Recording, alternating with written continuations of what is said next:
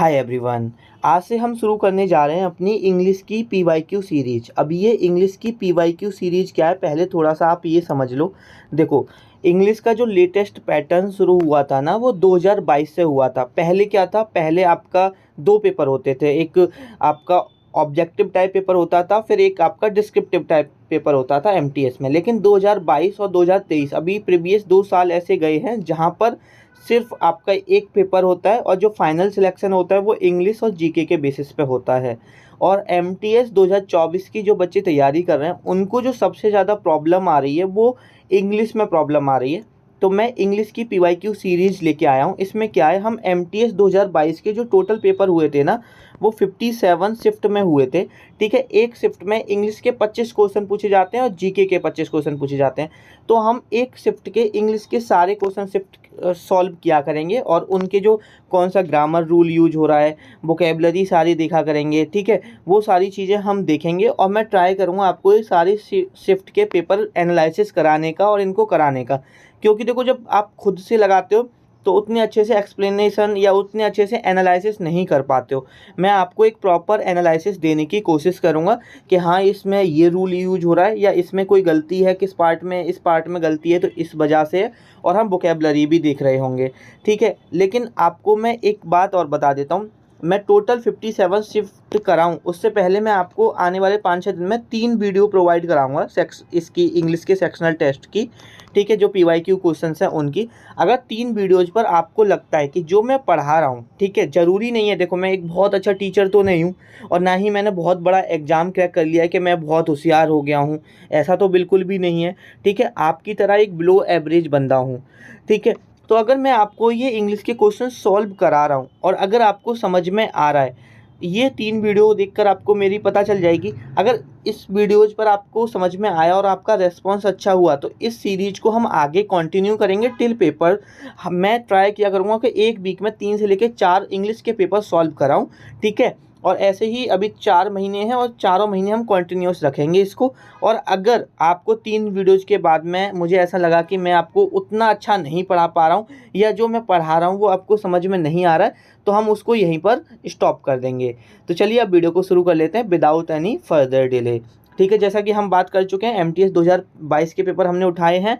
Total 57 sets हैं और ये पहला ही सेट है जो कि 2 मई 2023 शिफ्ट 1 का पेपर है। ठीक है, हम देख लेते हैं। देखो, पहला क्वेश्चन है यहाँ पर, select the most appropriate option to substitute the bracketed segment in the given sentence. If there is no need to substitute it, select no substitution required.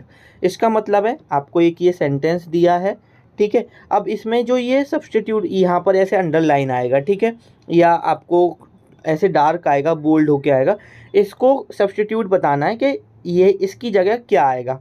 ठीक है, अभी देखो, मैं इस पेपर का करने का, इस क्वेश्चन को हम कैसे टैकल करेंगे, आपको कैसे करना है वो बताता हूँ। देखो, यहाँ पर है the unit twist like a word. ठीक है, पहले एक बात बताओ, पूरा सेंटेंस पढ़ोगे आप, the unit twist like a word preening its plumage and becomes motionless.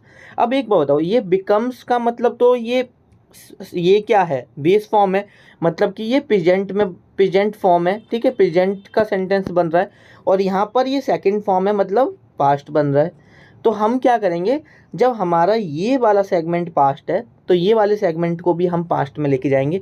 आपको ये सेंटेंस जो टेंस से एरर आते हैं ना, काफ़ी आते हैं। और देखो, देखने को अगर हम इसमें, हमको इसकी हिंदी भी नहीं पता, हमें हिंदी निकालनी भी नहीं है, ठीक है, हमारी उतनी स्ट्रॉन्ग इंग्लिश नहीं है, हम उसको साइड में रखते हैं। लेकिन हम यहाँ ये देख रहे हैं कि यहाँ पर जब वर्ब की सेकंड फॉर्म है, देखो ज़्यादातर ईडी आ रहा है तो सेकंड फॉर्म होगा। अगर मुझे ये भी नहीं पता ना कि ट्विस्ट सेकंड फॉर्म होती है या नहीं होती, देखो ये ध्यान रखो कि अगर ईडी आ रहा है ना तो वो सेकंड फॉर्म ही होती है मैक्सिमम टाइम। ठीक है, 99.99%। तो यहाँ पर बेस फॉर्म कैसे आ जाएगी, फर्स्ट फॉर्म कैसे आ जाएगी, जब ये सेंटेंस पास्ट में है तो ये वाला पार्ट भी मेरा पास्ट में बनेगा। तो अब देखो किस किस में पास्ट में, बिकम्स की क्या होती है, बिकेम होती है। तो देखो यहाँ पर बिकेम है, यहाँ पर नो सब्सटीट्यूशन रिक्वायर्ड, वो कह रहा है क्या कोई बदलाव नहीं भाई, चाहिए हमें बिकम को बिकेम बनाना है, बिकमिंग होगा नहीं, बिकम्स हमें चाहिए नहीं। तो हमारा कौन सा हो गया, हमारा पहला ही हो जाएगा। ठीक है, अब हमें हिंदी बनानी नहीं आती थी तब भी हम इस क्वेश्चन को टैकल बहुत अच्छे से कर सकते हैं। अब दूसरा क्वेश्चन देखते हैं। दूसरा क्वेश्चन है choose the incorrectly spelt word.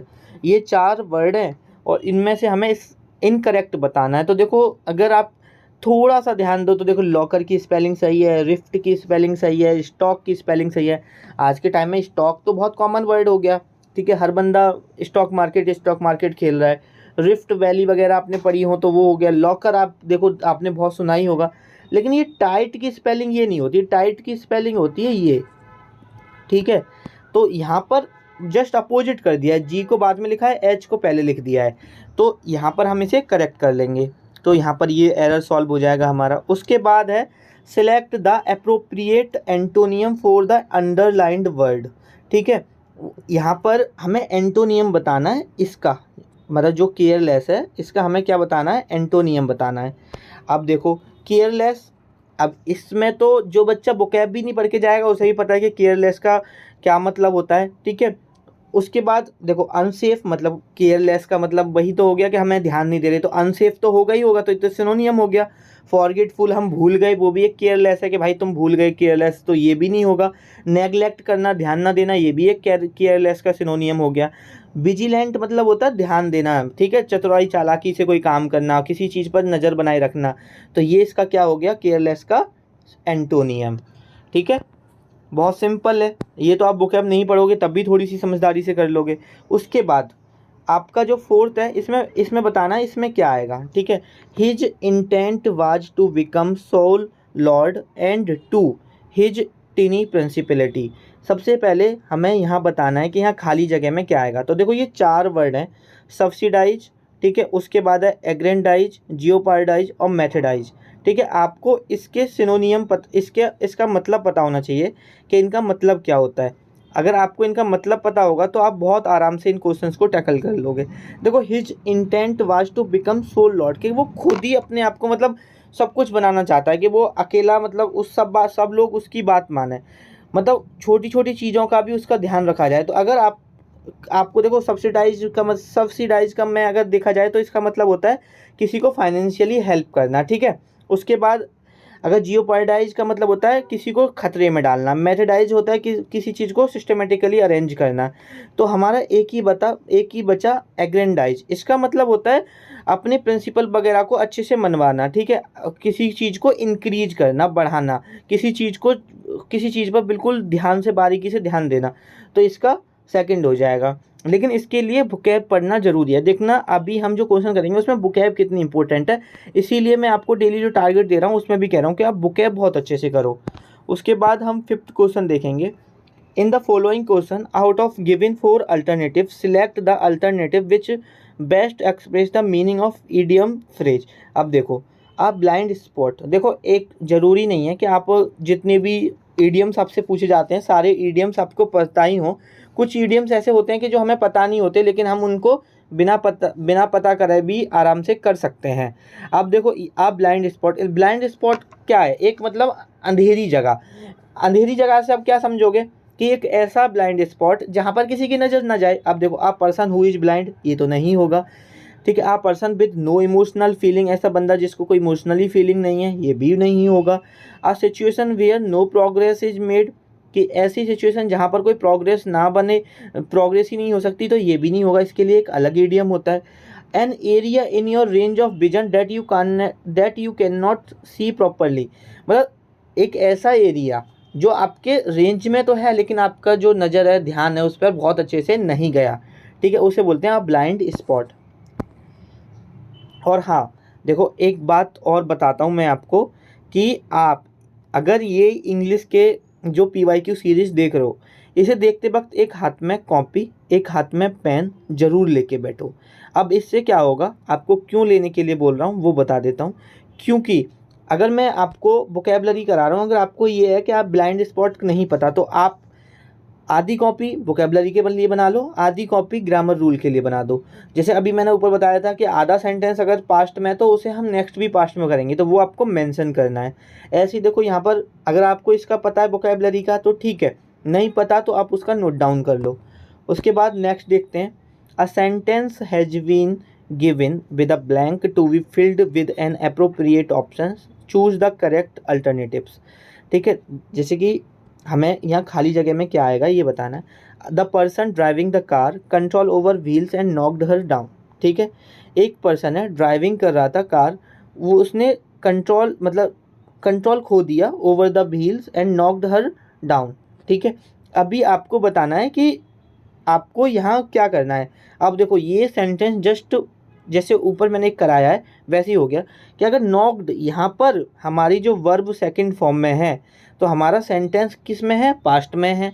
जब पास्ट में सेंटेंस है तो यहाँ भी हमें सेकंड फॉर्म ही चाहिए। तो यहाँ पर लॉस मतलब कंट्रोल खोने के लिए लॉस होती है और लॉस की सेकंड फॉर्म लॉस्ट हो जाएगी, तो हमारा 6 का बी सही हो जाएगा।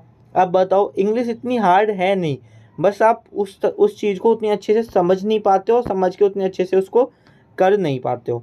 उसके बाद जो हमारा नेक्स्ट क्वेश्चन है वो ये है, in my opinion you should went for higher studies in London. देखो ये रूल अपनी कॉपी में लिख लो कि जहाँ पर शुड आ रहा है वो हमेशा बेस फॉर्म लेगा, और बेस फॉर्म का मतलब फर्स्ट फॉर्म लेगा। आप अपनी कॉपी जो मैंने बताया उसमें लिखो कि अगर सेंटेंस में शुड आता है तो शुड हमेशा अपने बाद वर्ब की फर्स्ट फॉर्म लेता है, और यहाँ पर क्या है, वर्ब की सेकंड फॉर्म है, तो बेंट ना आके गो आएगा। ठीक है, तो इतना आपको समझ में आना चाहिए कि क्यों बेंट नहीं आ रहा, क्यों इस यहाँ पर आपका गो आएगा। ठीक है, नेक्स्ट देख लेते हैं।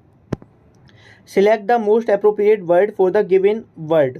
ठीक है, हमें बताना है। अब देखो, tending to associate with others of one kind, वो ये कहना चाह रहा है, मतलब इसके लिए वन वर्ड बताना, लेकिन इसका मतलब क्या है कि ऐसा कोई इंसान जो अपने अपने जैसे और लोगों के साथ झुंड में रहना चाहता है, उसके लिए उसको क्या कहते हैं। तो देखो, अगर आपको वोकैबुलरी नहीं याद है, अगर इनका किसी का एक का भी मतलब नहीं पता ना, तो जो मैंने आपको कॉपी बताई है उसमें लिखो। जैसे देखो, पेडेंटिक का मतलब क्या होता है बताओ, someone who is concerned with minor details और रूल्स, मतलब जो छोटी छोटी चीज़ों पे ध्यान देता है वो पेडेंटिक हो गया, जिसे रूढ़िवादी भी बोल देते हैं। अब हम प्यूनजेंट का मतलब क्या होता है, ठीक है, इसका मतलब होता है जैसे कि स्ट्रॉन्ग, शार्प, या मतलब स्मेल मतलब तीखा। ठीक है, स्ट्रॉन्ग एंड शार्प स्मेल, मतलब इस तरह से आप बोल सकते हो कि जो तीखा मतलब एक टेस्ट से रिलेटेड होता है। ग्रीगेरियस होता है झुंड में रहने वाला, और बीनियल होता है आपका कि एक ऐसी गलती, एक ऐसा फॉल्ट जो कि बहुत छोटा है या जिसको माफ़ किया जा सकता है, वो वीनियल होता है। तो ये चारों अगर आपको नहीं पता, ये देखो PYQ में पूछे गए, तो अगर आपने जो कॉपी बनाई है वीडियो को यहीं पे पॉज करो, चारों के मतलब लिख लो। ठीक है, उसके बाद नेक्स्ट देखते हैं, select the appropriate सिनोनियम for the underlined word. ठीक है, चैलेंज चैलेंज करते कहते हैं ना अपने, make sure that you always challenge your self. ठीक है, तो चैलेंज का सिनोनियम बहुत आसान है। देखो, कैरी, कोई चीज़ को कैरी करना, ले जाना, अप्रूव देना कि, ठीक है, तो अप्रूव और चैलेंज में तो कोई मतलब ही नहीं होता, प्लेस जगह होती है। क्वेश्चन, चैलेंज से रिलेटेड है क्वेश्चन, कि अपने आप को क्वेश्चन करो, अपने आप को चैलेंज करो। ठीक है, तो 9 का 3 हो गया। देख रहे हो वोकैब कितनी इंपॉर्टेंट है। ये PYQ है, कोई अपने घर से क्वेश्चन बना के नहीं लाया। MTS 2022 का शिफ्ट पहले ही पे दिन का पहला ही शिफ्ट का पेपर उठाया है, और आप देख रहे हो कितनी वोकैब पूछी जा रही है। तो इसीलिए आपको बोलता हूँ वोकैब आप बहुत अच्छे से कर लो। नेक्स्ट क्वेश्चन है, select the most appropriate antonym of the given word. अब देखो, बिस्कस, अगर आपको नहीं पता तो कॉपी में नोट डाउन करो। बिस्कस का मतलब पता है क्या होता है, थिक, गाढ़ा। ठीक है, ग्रीम, ग्रीम का मतलब बताओ, ग्रीम का मतलब क्या होता है, मतलब उदास, डिप्रेसिंग होता है। ब्रिटल का मतलब क्या होता है, ब्रिटल का वायलेंट। ठीक है, ब्रिटल कहते हैं ना उसे, बहुत ब्रिटली पीटा गया, वायलेंट, वायलेंट का हो गया। ठीक है, वाटरी मतलब होता है पानी जैसा। ठीक है, तो विस्कस गाढ़ा, तो वाटरी इसका एंटोनियम हो गया, और थिक, थिक इसका सिनोनियम हो जाएगा। हमसे पूछा क्या गया है, एंटोनियम, तो एंटोनियम क्या हो गया, वाटरी। समझ में आया, आई होप आ रहा होगा। उसके बाद नेक्स्ट देख लेते हैं, 11th है हमारा, find the part of the given sentence that has an error in it, मतलब कौन से पार्ट में एरर है। अब देखो सेंटेंस पढ़ लेते हैं। अब देखो यहाँ पर पार्ट डिवाइड नहीं है, ठीक है, ये टाइपिंग के दौरान मिस्टेक है। ठीक है, अभी यहाँ पर, अच्छा चलो ये लिखा हुआ है पार्ट, यहाँ से हम समझ लेते हैं। ठीक है, अब जैसे कि एडिंग एलोवेरा जेल यहाँ पर एक है। ठीक है, फिर सैनिटाइजर ऑफ एक यहाँ पर है, और एक उसमें है। ठीक है, उसके बाद नो एरर है। ठीक है, अभी आपको बताना है कि किस पार्ट में आपका एरर है। Adding aloe vera gel will prevent the, अब एक से एक रूल ऐड करो अपनी कॉपी में कि अगर प्रिवेंट आ रहा है तो प्रिवेंट हमेशा अपने साथ फ्रॉम लेता है, ना कि ऑफ। यहाँ पर प्रिवेंट है और यहाँ पर ऑफ है, prevent the hand sanitizer of नहीं, जो हैंड सैनिटाइजर है वो प्रिवेंट करता है from drying out your skin, आपकी स्किन ड्राई ना हो, तो प्रिवेंट के साथ ऑफ ना आके फ्रॉम आएगा। तो ये चीज़ नोट डाउन कर लो कॉपी में, ये वीडियो को पॉज करके करो, बहुत इंपॉर्टेंट रूल्स होते हैं ये, ठीक है। उसके बाद 12th देखते हैं कि यहाँ पर ये जो it is the most effective means of the mass communication है, यहाँ पर द मोस्ट इफेक्टिव की जगह क्या आएगा, ठीक है। तो देखो सबसे पहली बात तो मोस्ट क्या है, एक सुपरलेटिव डिग्री है, और एक रूल ऐड करो कि सुपरलेटिव डिग्री से पहले हमेशा दा का यूज होता है। तो देखो मोस्ट से पहले आएगा नहीं, तो ये गलत हो गया, यहाँ भी ए नहीं आएगा। और इफेक्टिवली, अब देखो इफेक्टिवली आएगा नहीं, इफेक्टिव ही आएगा, ठीक है। It is the most effective means, ठीक है। नाउन से पहले हमेशा एडजेक्टिव आता है, ना कि एडवर्ब। तो ये जो हमारा ये ऑलरेडी गलत हो गया, तो हमारा यहाँ पर क्या आ गया, नो इम्प्रूवमेंट। तो आई होप ये भी आपके समझ में आ गया होगा। नेक्स्ट क्वेश्चन देख लेते हैं। नेक्स्ट क्वेश्चन है choose the word that can substitute the given group of word. The young of frog, जो फ्रॉग के बच्चे होते हैं, मेढक के जो बच्चे होते हैं, ठीक है, उसको क्या बोला जाता है। तो देखो ये चारों के मैं आपको बता देता हूँ। जो किटन होता है वो कैट के बच्चे होते हैं, बिल्ली के बच्चों को बोला जाता है द यंग्स ऑफ कैट। पप जो कुत्तों के बच्चे होते हैं, ठीक है, छोटे छोटे, उनको बोला जाता है, ठीक है। टेडपॉल बोला जाता है जो फ्रॉग के बच्चे होते हैं, ठीक है। तो इसका आंसर सही हो जाएगा यहाँ पर 3rd, ये लिख लो, ठीक है। और देखो यहाँ पर जो एंटीलॉप होता है ये किसी आपके उससे रिलेटेड नहीं होता, यंग्स ऑफ एनी एनिमल के रिलेटेड नहीं होता। इसका मतलब होता है कोई एनिमल जब तेज भागता है या तेज, जिसकी स्पीड तेज होती है उसको एंटीलॉप बोलते हैं। जैसे हिरन है, ठीक है, हिरन की स्पीड है वो तेज होती है, उसको एंटीलॉप बोलते हैं।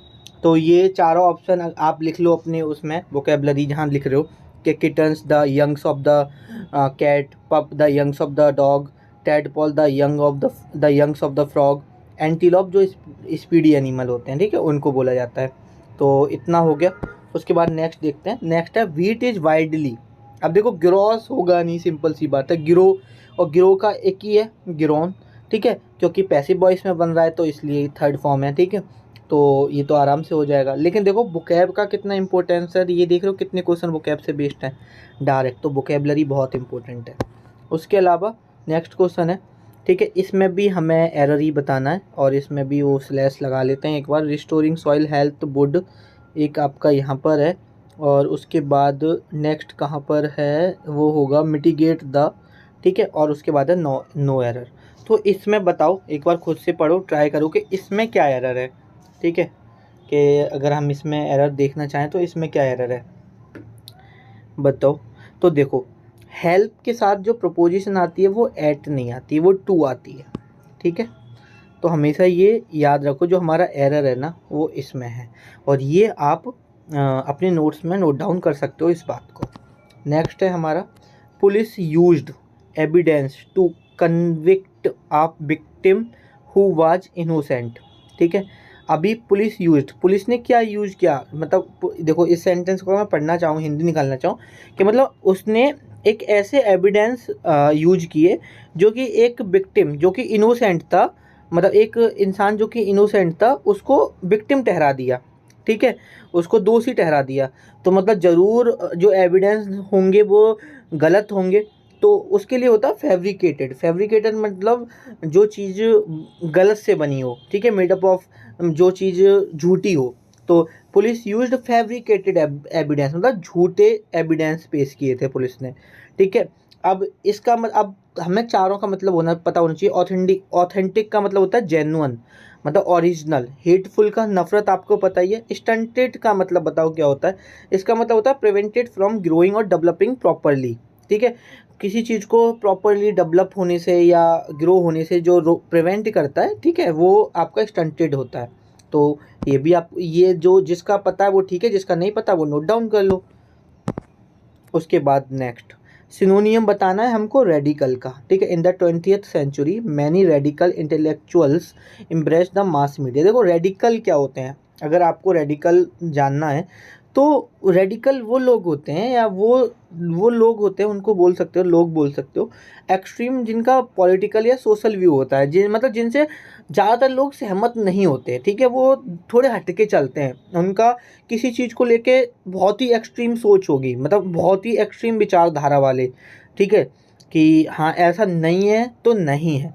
अब रेडिकल का जो एक तरह से बोल सकते हैं कट्टरपंथी, तो फैनेटिकल का मतलब भी सेम होता है। और सिनोनियम पूछा है ना शायद, हाँ सिनोनियम पूछा है, तो आपका ये हो गया। लेकिन अब आपको इन तीनों का भी पता होना चाहिए। तो देखो वीडियो को पॉज करो, पहले खुद सोचो क्या होगा, और नहीं है तो मैं बता देता हूँ, नोट डाउन कर लो। ये है SABBATICA सब टिकल, ठीक है। हो सकता है कि मेरा प्रोनाउंसिएशन मेरी थोड़ी ख़राब है तो मैं गलत बोल रहा हूँ, ठीक है। इसका मतलब रेस्ट होता है, या आप बोल सकते हो ब्रेक, एक तरह से विश्राम होता है, विश्राम से रिलेटेड होता है, और आप गूगल पे कर देख सकते हो। अब ईगोटिस्टिकल का मतलब क्या होता है, इसका घमंडी से रिलेटेड होता है। और स्केप्टिकल का मतलब बताओ क्या होता है, संदेह करना, कोई चीज़ डाउटफुल होना, वो स्केप्टिकल होता है, ठीक है। नेक्स्ट क्वेश्चन देख लेते हैं। नेक्स्ट क्वेश्चन है, हमें इम्प्रूव करना है। देखो, that movie is so sad, the ending always makes me bowling. अब देखो, बॉलिंग का मतलब होता है किराए, मतलब एंड ऐसा था कि मैं रोने लग गया। अब देखो यहाँ बॉलिंग क्यों नहीं होगी, बेस फॉर्म आएगी, BAWL, क्यों आएगी वो बताता हूँ। जो आपका मेक्स मी है ना, वो इन्फिनेटिव है। आपने कुछ इन्फिनेटिव पढ़े होंगे जो कि विदाउट टू यूज होते हैं। आप चलो, आपने अभी नहीं पढ़े तो आप नोट्स में ये डाल लो कि जहाँ मेक्स आ रहा है ना, और एजा, चलो अभी ये सेंटेंस आपको रूल, आपको फिर पूरा इन्फिनेटिव पार्टिसिपल, चलो वो मैं बताऊँगा आपको। अभी आप टेंस हुआ है, वर्ब कर रहे हैं, तो अभी इन्फिनेटिव वगैरह नहीं पढ़ा होंगे। तो इसे अभी आप इस तरह से सोच सकते हो कि मेक्स एक इन्फिनेटिव होता है, और जो अपने पास अपने साथ बेस फॉर्म लेता है। तो यहाँ पर बोल्ड नहीं होगा, बोल होगा, ठीक है। मेक्स मी बॉल, ये होगा।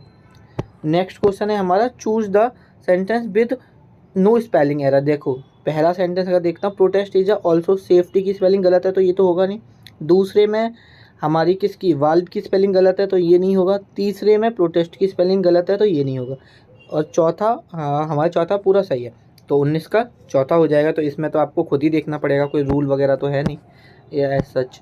उसके बाद ये क्वेश्चन हम पहले कर चुके हैं, ये रिपीट हुआ है, तो इसे हम छोड़ देते हैं, ये टाइपिंग मिस्टेक है। और देखो टोटल 25 क्वेश्चन पूछे जाते हैं, एक क्वेश्चन रिपीट हो गया, एक मतलब एक रह गया होगा, तो वो आगे से ध्यान रखूँगा, टाइपिंग वगैरह कराएंगे जब तो अच्छे से कराएंगे।